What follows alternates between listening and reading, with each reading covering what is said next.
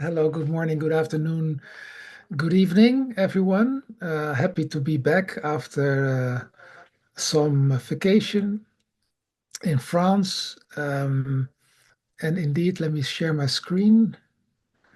Um, Thanks, Willem Jan, for hosting. Um, all right, where is my PowerPoint? Okay, so today, slideshow, start from first slide.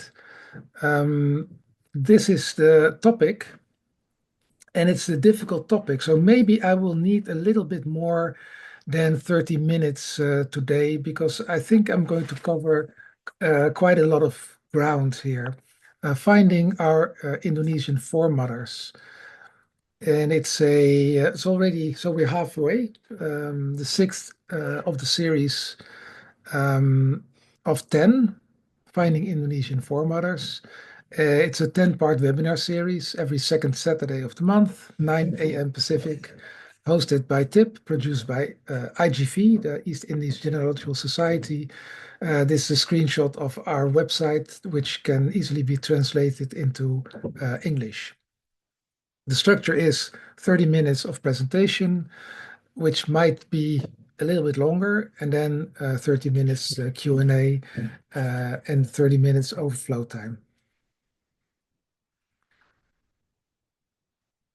Finding Indonesian foremothers, it's a interesting topic because every one of us, of the East Indies community, has their roots, their Indonesian roots, most likely into the Indonesian foremothers, So, for example, my own family history, my mother is Dutch, so she doesn't have any of those Asian foremothers, but my dad has many Indonesian foremothers, which I've circled in red.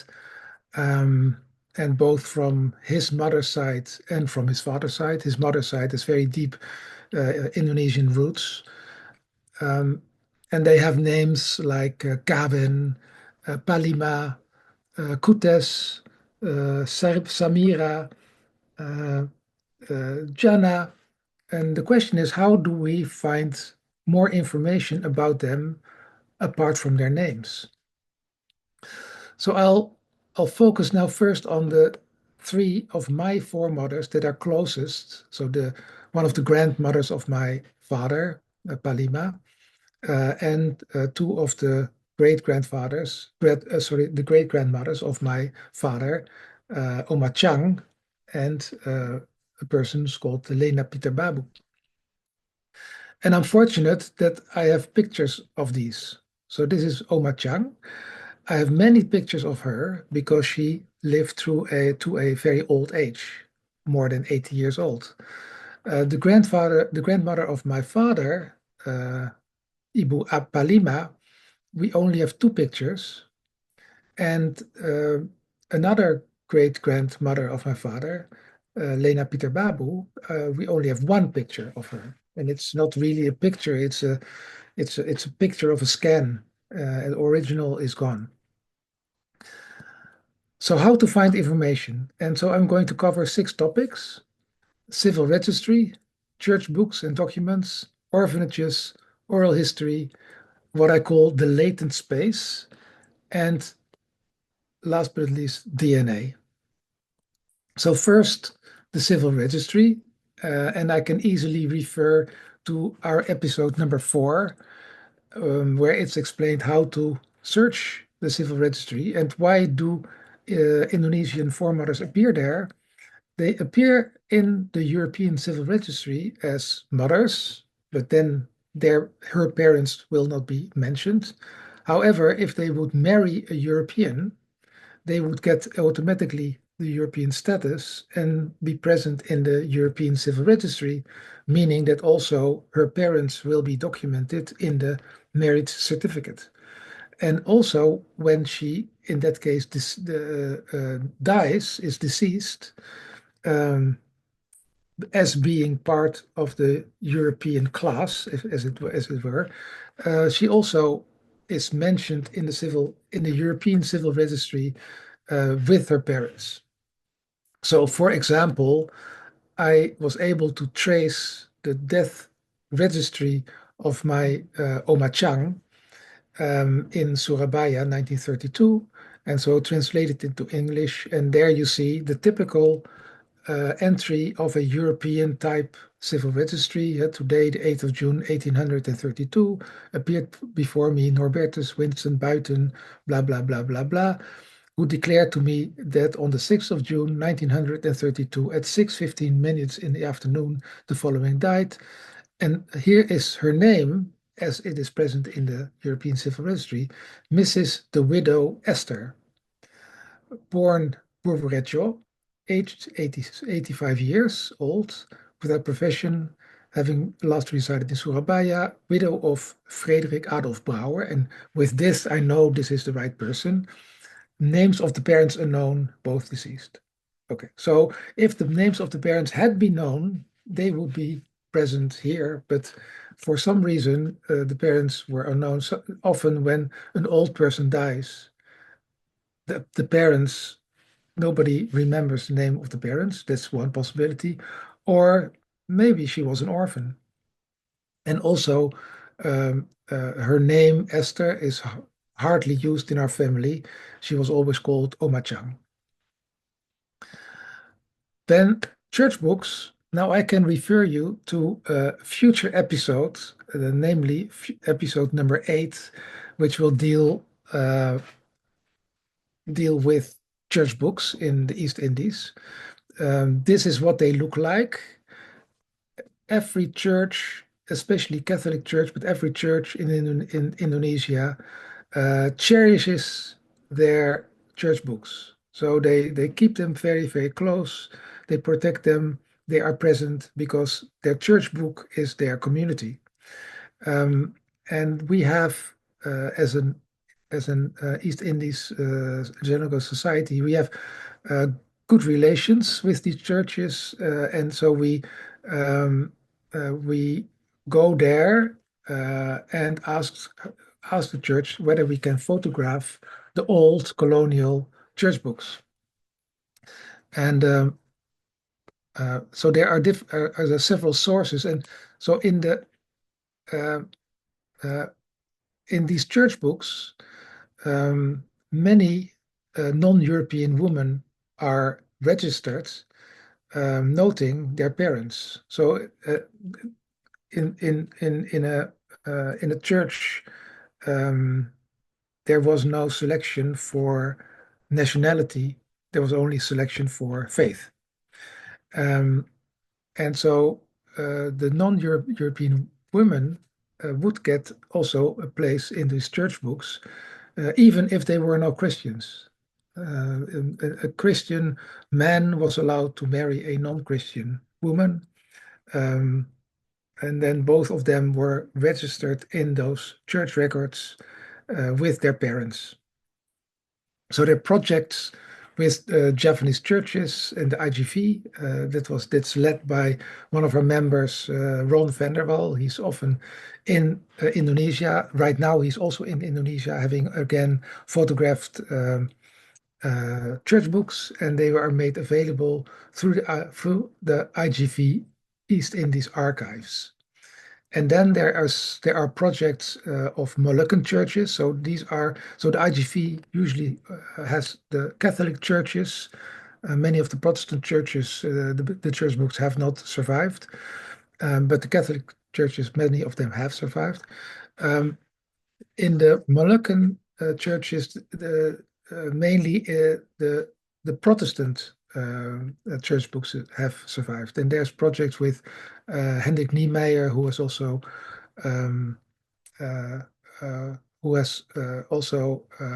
scanned these church books from the Moluccans. Anyway, I will go deeper into that in episode number 8. However, I want to focus a little bit on church documents, and For that, I'm giving an example of my own family, namely of my American cousin, Judy, who's here at the lower right depicted on Newport Beach with her daughter. And this is a series of mother and daughter pictures. So this is her with her daughter. This is her as a daughter with her mother. This is her grandmother as a with her mother, and this is her great grandmother with her mother.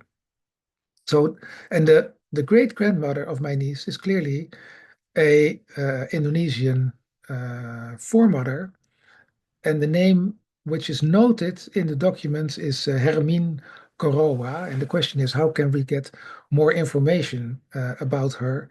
There's one picture of her.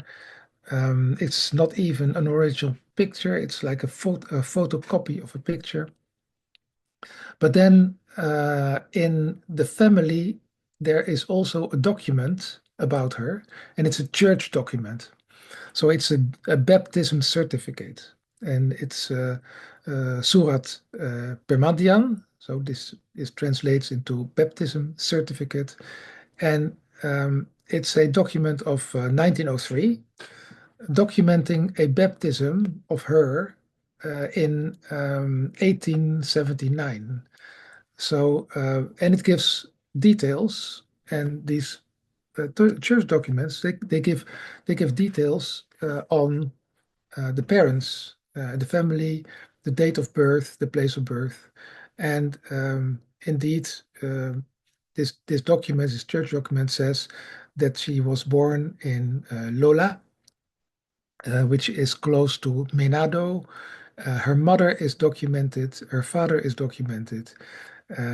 So look in your family archives or the family archives of your family, whether you can find these kind of church documents, because they will provide information that will not be present in the civil registration, nor anywhere else. Then the next topic where you can find information about the Indonesian mothers is orphanage records. So many children of European, so the orphanages in the Dutch East Indies were mainly of children of European fathers, but not entirely. So there's one big exception, and that is the Pa van de Steur Orphanage in Malagang. He took in his orphanage both European and non-European children. But most of the others, the children were of European fathers and Indonesian mothers. And there are archives, and this is a very active, it's an active area of research, also of academic research. So at the moment, there are projects running in Indonesia to study these orphanage archives. And the first big archive that has become available is the archives of the Roman Catholic Orphanage in Semarang. And so I will give you examples of both. The Pa van de Steur archive, you might know Pa van de Steur. He had a big orphanage in Magelang in Indonesia. In our study trip 2 years ago, we visited, no, it was last year, study trip last year, we visited his gravesite, which is maintained by an active group of Indonesian volunteers. But his archive, the archive of the orphanage, is transferred already some time ago to Leiden, to the Netherlands, and it's present in the special collections at the University Library of Leiden, the Netherlands, which looks like this. This is a special collection area. And if you have questions, if you think that your forefather or foremother was in Pa van de Steur orphanage, you can just send an email to this email address asking whether they have documents about this person. It's not public, but they're very willing to help and to answer emails. They have their index there, so they can check whether your forefather is present in their archive, and then they are. I think they're very willing to share documents with you. One of the persons who was interested in a person in Pa van der Steur was Armando Ello, and you might know him because I think he has been in contact with the Indo project. He's a photographer who is traveling the world, interested in the Indo world. And his grandfather, Joram Ello, had been present in Pa van der Steur Orphanage. At least that's what we thought. And then we contacted the special collections, and indeed there was a dossier, not only a record, but a dossier with letters and details about his grandfather, also mentioning the parents of his grandfather, his great-grandfather and great-grandmother. So there were many interesting letters written in Dutch, but I'm sure you can find somebody in your community who can still read Dutch. Otherwise, just send them over to us. For example, in this doc, so the question was, why was his grandfather in the orphanage? Did he have parents? Were his parents deceased? But from the letters, it appeared that none of this was the case. Both his Javanese mother from his grandfather, Ravija, and his grandfather, which was also a Indonesian person from Timor, were alive, but only they were very, very poor. And that was the reason that his grandfather was sent into an orphanage. And in the orphanage, he got a European education, and that's the reason that after a while he applied for the European status, which was possible if you embraced the European culture, language, way of life, etc. Okay, so that's one archive. The other archive which has come online is the Roman Catholic Orphanage of Semarang.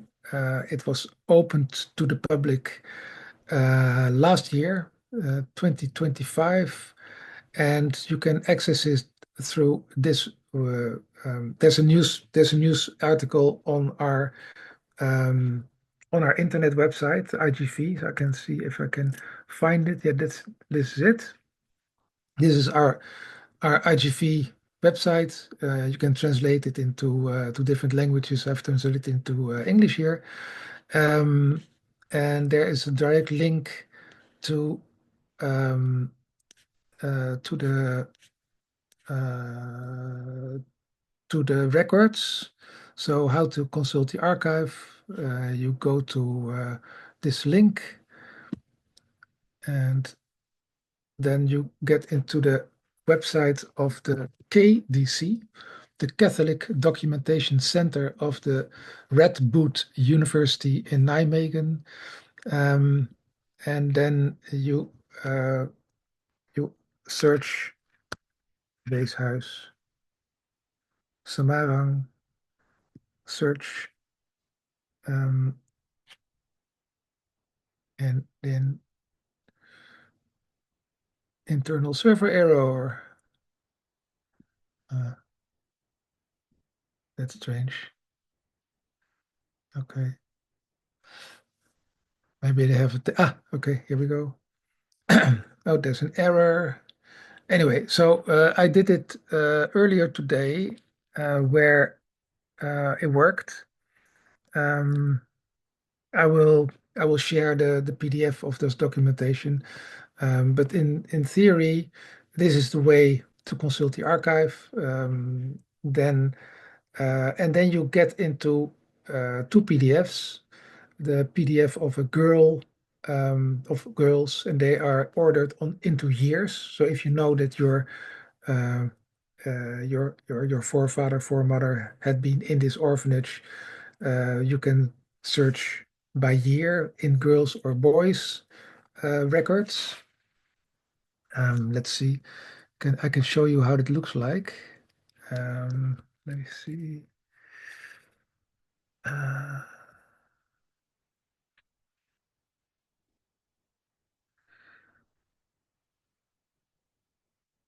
well,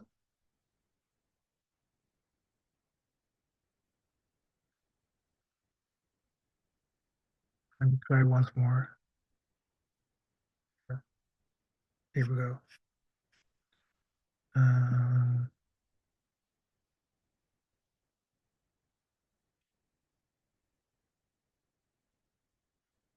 you get a document like this.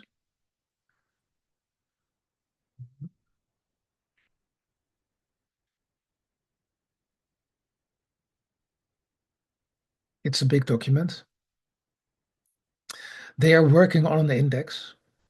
However, if you cannot find your pupil that you're interested in, you can always send an email to um, see. This is the type of entries that you see.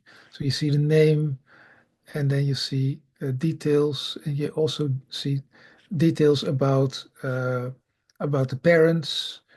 You see details about what happened to the pupil, how they left the orphanage, uh, and uh, uh, and also the reason why they were taken up.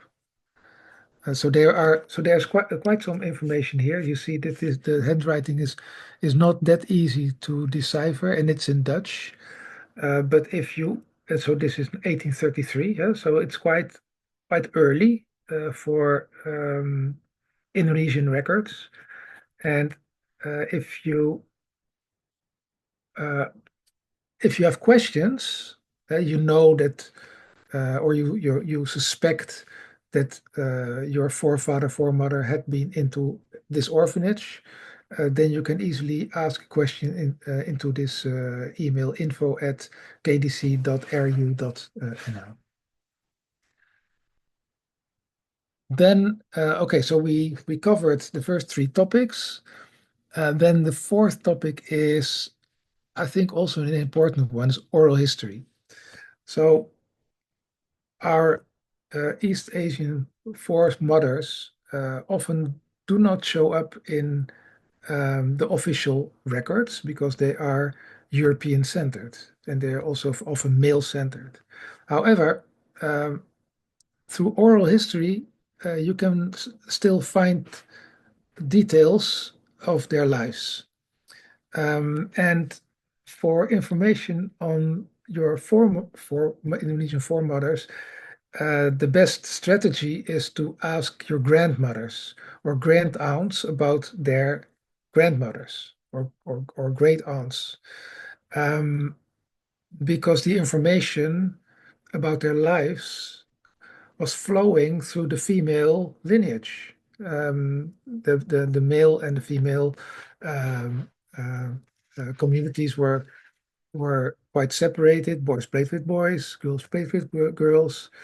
Um, or ask the girlfriends of your grandmother about when your grandmother doesn't live anymore. Maybe an acquaintance of your grandmother has some stories about your grandmother's family. And in this way, I was able um, to obtain some stories about this person here, this grandmother of my father, whom he never met. And of course, I never met her either, uh, and um, and I even never met her son. So my grandfather, I never knew my grandfather. So how could I ever get stories about her life? Well, I I came into contact with an old lady who knew her, who had known her, and who told me stories about this person, and she was called Grandma Fornerod. And she said when Grandma Fornerod came to visit, it was always party. You know why? Grandma Fornerod was also Indonesian, so I was talking to an Indonesian, and that's why mother got along with her so well, as she could cook very well. At our house in the garden, mother had built a cage with many birds. Some of the birds could talk. Birds eat red ants. Every day, a man comes from the forest with a large sack of ants. They are very vicious. We children complained that they were biting us. So by this story, suddenly I get, a little, a tiny little fragment of her life.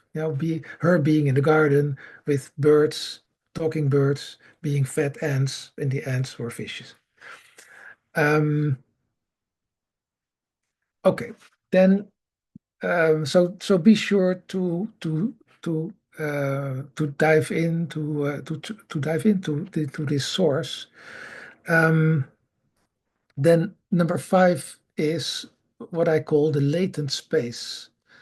And so the latent space is the space between the lines, the space in between the dots. And so the more dots you find, the more information you have about East Indies foremothers, the more you can imagine about your uh, your East Indies foremother, even though you don't have any information about her. Yeah, so you have a missing dot, but if you assemble enough knowledge about how these women lived their lives, you can then more easily imagine what kind of life she had lived.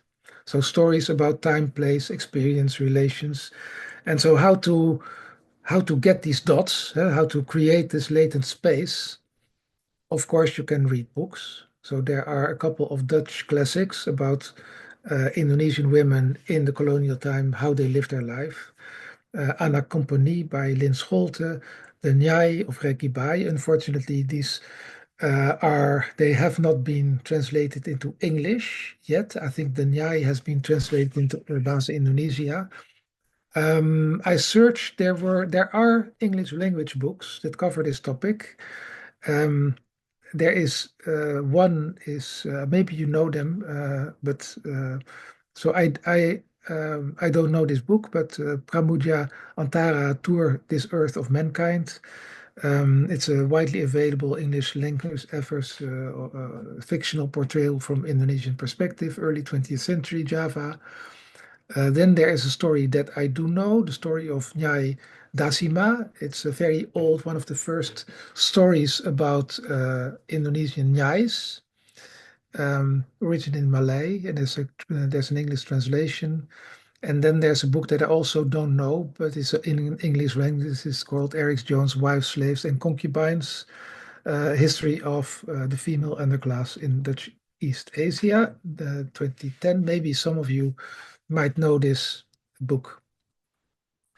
The other way that our community wants to fill this latent space is by what we call the 10,000 Foremothers project. It's a community project which involves a searchable database with pictures and stories of our Indonesian foremothers.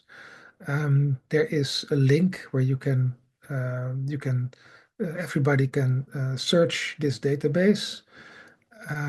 We opened it a couple of years ago with a compilation of the first, I think, 100 contributions. So pictures. These are the pictures, and there's stories connected to the pictures. How this database looks in real is like this. So at this time we have 130 persons, so not yet 10,000. If you open this link in Google Chrome, you can translate it into English.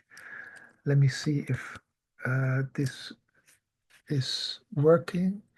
I have to switch to Chrome. Firefox doesn't work for some reason. But you see here, there is a picture of the foremother, sometimes with other persons. And then there's a photo description. There's genealogical details. Um, there is there's just stories, biography of stories. So here's grandmother Sirep. And there are sometimes really beautiful and moving stories about her life and this person. So this person starts to live in a certain space at a certain time, in a certain constellation of children, of work. She did not speak Dutch. She was so Malay was spoken at home. She was religious, prayed often, using a small uh, incense and flowers. In times of trouble, the dukun, a local medicine man or woman, would be consulted, etc. So this is just one of these stories, is one dot. And so we aim to create 10,000 of these dots where you can search the details of your own Indonesian foremother, and maybe one person comes close to what she could have been, what her life could have looked like. All right, so uh, that is the latent space. And then finally, there is DNA. And I'm going to give, or me, or maybe Arthur Fickle is going to give a presentation about the DNA. Arthur is actually quite an expert in the genealogical use of DNA. It's my scientific background, so I also know a little bit about it. So I want to, I want to refer you to episode number 9. However, there is a specific female angle to DNA, namely, there is one small part, actually, it's a tiny part of your DNA, which is called the mtDNA, mitochondrial DNA, and that can trace your female lineage. So here on the picture, you see all the chromosomes, and these chromosomes, they are your autosomal DNA. They reside in the nucleus. I'm not going to talk about them, maybe in episode 9, but this very small part is unique because it can trace your female lineage all the way back to hundreds and sometimes thousands of years. And the special part is that it's only transferred from the mother. So if you have a son-daughter here, both the son and the daughter have the same mitochondrial DNA that they get from their mother, not from their father. And and the mother gets it from the grandmother gets it from the great, etc., etc. And it is transferred almost unchanged. So therefore, you can trace this deep lineage via this mitochondrial DNA, and it comes in many different flavors, which are called haplogroups, haplotypes. Maybe there are 10,000 or maybe even 100,000 of these haplotypes. So this haplotype you can test, and it can tell you, is your foremother on the female lineage from Asia? If yes, from which region is she? What is her migration history? And I want to show this by just one example, namely from my own family. Wendi, she's a daughter of my cousin Judy, and she used to be the executive producer of Dr. Phil, which I must admit I've never seen, but I understand it's a famous television program in the United States. Wendy's great great grandmother, I've shown her before, is this Hermien Coroa. There's this one picture of her with her daughter, Wendy's great grandmother.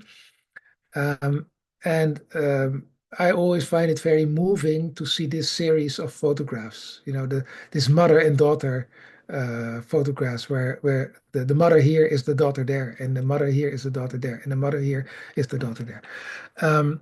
And so her Wendy's mitochondrial DNA was tested for haplotype, and the haplotype turned out to be D5B1C1A. That's just a code for a specific haplotype. And so when you know that, then you're going to search the literature. and you're going to superimpose it on what is known from the migration history from within the Indonesian archipelago. So there are several waves of migration, and this is the one migration wave that started, let's say, 8,000 to 4,000 years ago. There are more ancient migration waves that came from also came from China, but this one is the D. This D5 haplogroup came from this migration wave from Taiwan. So so this migration wave, the Australian that introduced, let's say, modern agriculture and also the language into Indonesia came from Taiwan and then went from the north via Sulawesi and also a little bit of Borneo into Indonesia. And so indeed, this haplogroup is found in Sulawesi, often in North Sulawesi. And that fits exactly with this document that I showed you before, this baptism record of 1810, where this foremother was born in North Sulawesi. So in this case, your DNA, mitochondrial DNA migration information and a document record match. Now, so I think the interesting thing about this mitochondrial DNA is that even if you have no record at all and no stories, you only know that there is a person with this name, an Indonesian person. If you're able to trace this female lineage and test a person, today, you can still find a little trace of her in that person or in yourself. All right. So this was the six. I think these were the six sources to find information on Asian foremothers. So it's a different way of searching. You have to have a wider scope of research in order to find information about her life. All right. So it's not even that late, so 10 minutes past the time. Thank you very much for your attention.